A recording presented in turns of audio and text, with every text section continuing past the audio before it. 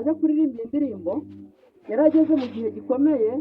Imana yari yamaze kumwereka yuko atazagera i Kanani, ku gihe kigiye kugera agapfa. None ko agomba kugenda akabwira ubwoko bw'Isirayeli, akabubwira amagambo akomeye, akabubwira amateka banyuzemo, akabubwira inzira banyuzemo kugira ngo batazayicumurako. Ndetse yari agiye gusigira n'umurage Yosuwa, kuko Yosuwa niwe wari ugiye kumusimbura.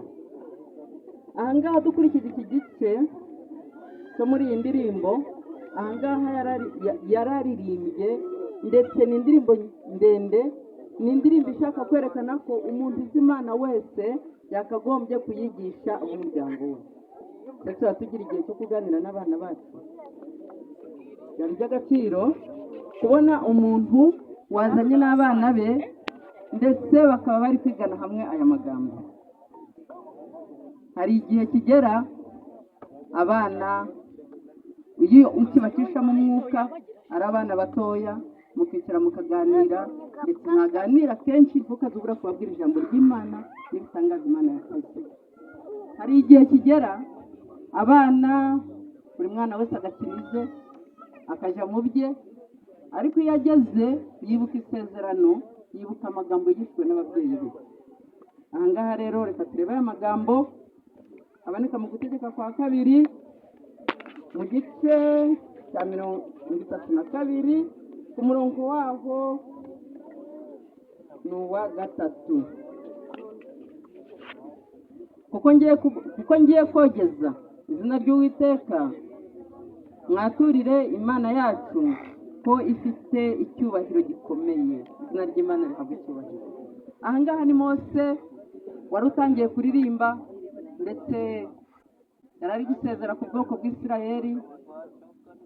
Yabusezeragaho ababaye, yavugaga amagambo afite ikiniga, ndetse niho yababwiye ati mwaturire Uwiteka, ati kuko ngiye kogeza izina ry'Uwiteka.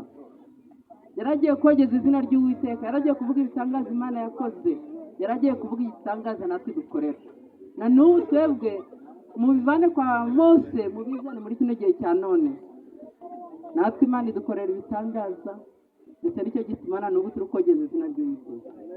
Kuva mu gitondo umwigisha wa mbere akigisha yavuze ukuntu umuntu agomba kumenya ko iwe mu rugo nta kibazo kiri, ahubwo ikibazo ko ari we. Ikibazo rero ni iki? Kuko Imana yabonye yuko hari ibintu bigomba gukorwa, ndetse abadahuje imico bagahurira mu rugo rumwe, Imana irabikora. Nicyo gituma mu gitondo batwigishije cyane amagambo nakunze ngo ntukajye utekereza ko mugenzi wawe ari ikigeragezo, cyangwa umwana wabyaye ko ari ikigeragezo, ahubwo ujye umenya yuko aho hagati yaho ugomba kuhashakira igisubizo.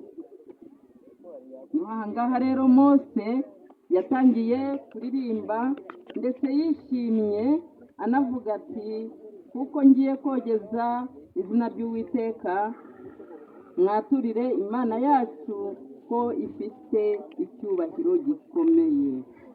Twakomeje tugiye kurebana n'ubundi ahandi muri icyo gitabo, hatubwira ngo nabwo ni mu Gutegeka kwa kabiri igice cya 32 umurongo waho ni uwa 39.